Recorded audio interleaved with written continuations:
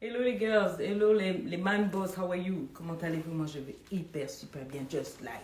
C'est Lady Sonia quoi, c'est de ça qu'il s'agit. Je vais bien. Alors aujourd'hui je voudrais te dire zip it. Zip, écris-moi zip it. Zip c'est Z-I-P, ça veut dire ferme la boucle là. Une zip c'est une braguette. C'est comme si ta bouche c'est comme une braguette, apprends à la fermer. Tu vas dire mais attends tu nous manques de respect. Oui je te manque de respect. Tout ça pourquoi? Pour t'aider. C'est-à-dire, il y a des gens, vous n'avez pas remarqué que quand vous parlez trop tôt de certaines choses, ça ne se réalise pas.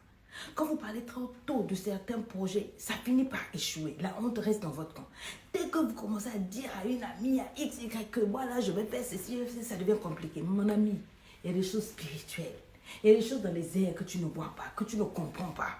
C'est pour ça que je dis zip it, ferme ta bouche. La Bible dit celui qui parle beaucoup ne manque pas de péché. Tu pêches contre toi-même, contre ta destinée, contre ta vie. Quand tu parles beaucoup, tu rapportes trop de choses.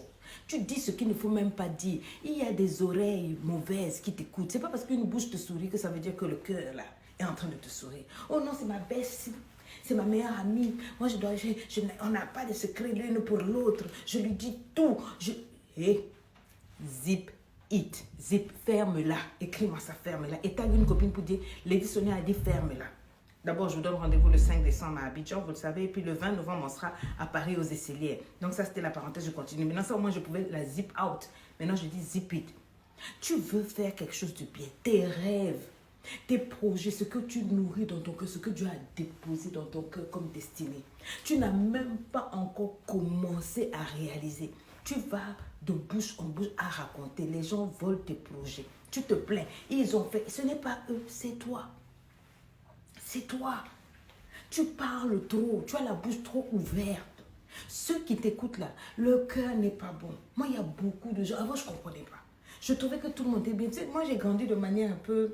On m'a aidé d'une façon naïve à aimer les gens, à aider les gens. En plus, je me suis mise à prier. Donc là, c'est la catastrophe. À faire de Dieu ou l'altruisme. Donc, j'ai débordé. Quand toi, tu débordes, les gens aussi débordent. Ils ne connaissent pas leurs limites. Il faut apprendre à bloquer les gens au niveau de leurs limites. Mais si tu parles beaucoup, tu leur permets de transgresser les limites. Il y a une limite que Dieu a établie entre toi et lui seul. On appelle ça le secret.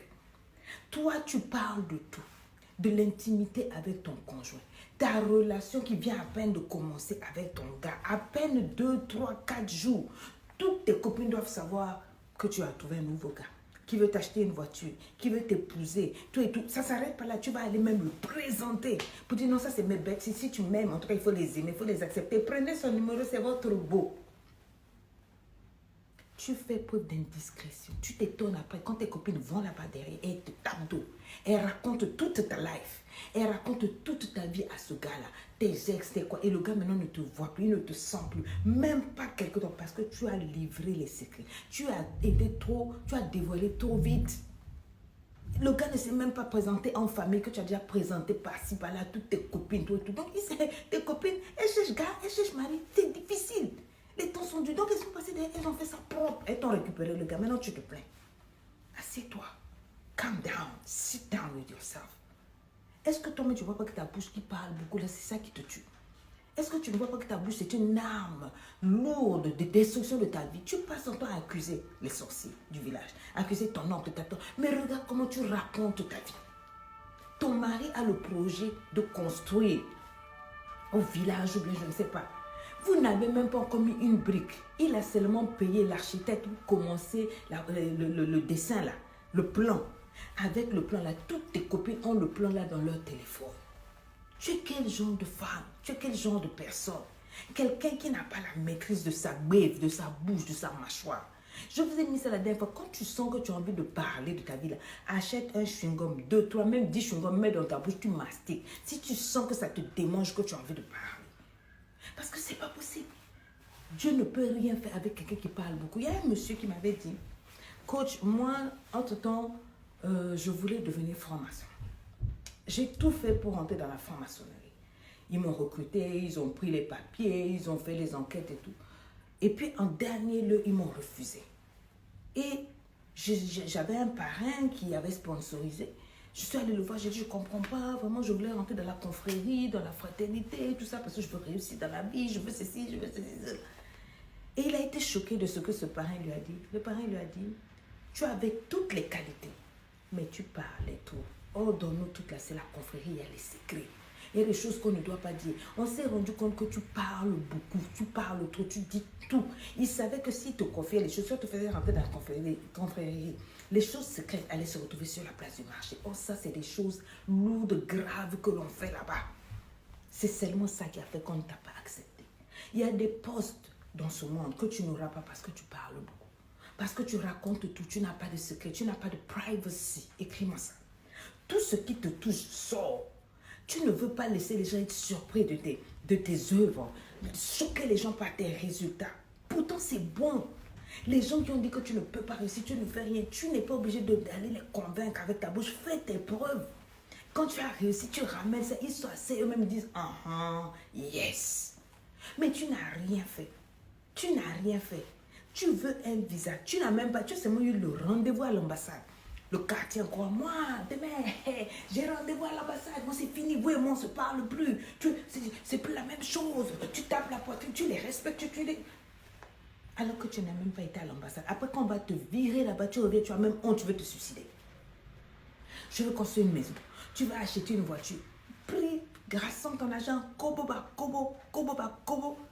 tu achètes ta voiture. Est-ce que le monde entier est obligé de savoir que tu vas acheter une voiture? Et tu as eu la voiture là, va prier, va garer, roule doucement, va calme. Non, il faut faire des tours, il faut aller-retour au village, il faut que les oncles du village sachent que toi, ta mère t'a mis au monde, eux, ceux qui sont mis au monde là, ce sont des poussins. Aucun d'entre eux n'a eu une voiture. C'est pour ça qu'au retour, tu fais accident. Tu es parti frimer au village pour montrer à tes oncles là que toi, tu en as, avec ta bouche large. Maintenant, j'ai l'argent. Je suis la première dans la famille à avoir voiture. En revenant de là-bas jusqu'à la maison, poutou, tonneau, tu es mort. Ça te coûte quoi de fermer ta bouche? Ça te coûte quoi de te taire? L'envie et la jalousie existent. L'envie et la jalousie discrètes sont suffisantes. Les gens nourrissent la jalousie, la haine. On peut te faire du mal pour rien. Rien que pour des projets qui ne sont pas encore réalisés. Apprends à mettre ta main sur la bouche. 99% des raisons qui font que tes trucs ne se réalisent pas, c'est parce que ta bouche a parlé. Ta bouche a cogné. Ta bouche a parlé trop tôt. Aux mauvaises personnes, au mauvais moment. Tu as eu tort de partager tes projets et même certains succès avec des personnes qui prétendaient être tes amis. Pourquoi tu es naïve?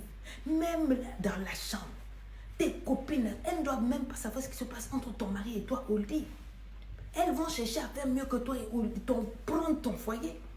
Il faut avoir des garde-fous, des hedges comme j'appelle. C'est juste un rappel. Même les membres de ta famille, ce n'est pas tout le monde qui t'aime.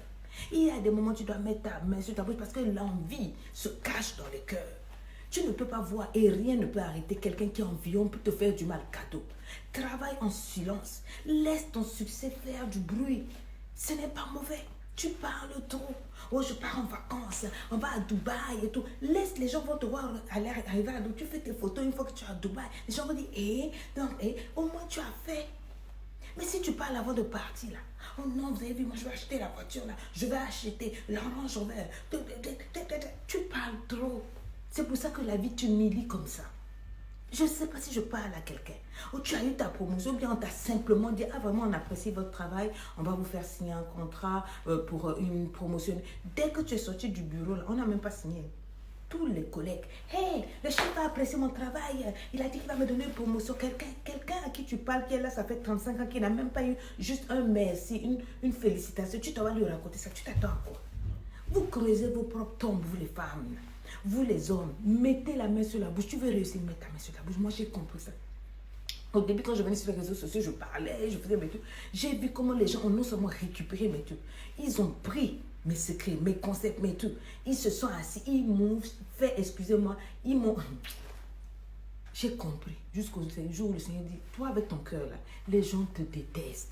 Même dans les 2 millions d'abonnés que tu as là, ce n'est pas 2 millions. Tu as à peine peut-être 1000 ou 2000 personnes qui sont vraiment pour toi. Le reste là, ce sont des ennemis qui sont là, qui attendent ta chute, qui attendent tes erreurs. Donc si tu continues à parler, tu vas mourir. Tu es toujours là à avoir confiance, à aider, à poster n'importe qui. Et puis j'ai dit, j'arrête. Je ne poste plus sur la page, je ne mets plus les gens là. C'est fini. Parce que même tu les élèves, demain, ils pensent que voilà. Le cœur de l'homme est méchant. Le cœur de l'homme est méchant. Tu veux réussir, mets ta main sur ta bouche. Dis, je mets ma main sur ma bouche.